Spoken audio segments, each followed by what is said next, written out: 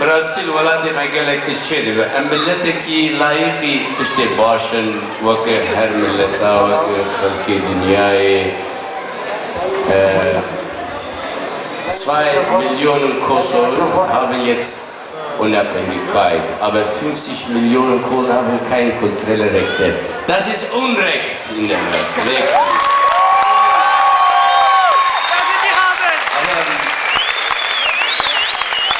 Das können wir selbst also umkämpfen und realisieren. Das können wir machen. Ne? Realisieren. Wenn wir 50 Millionen sind, das können wir alles machen. Ne? Never read.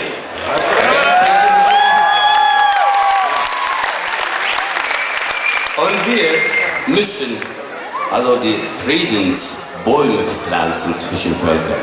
Völker und uns.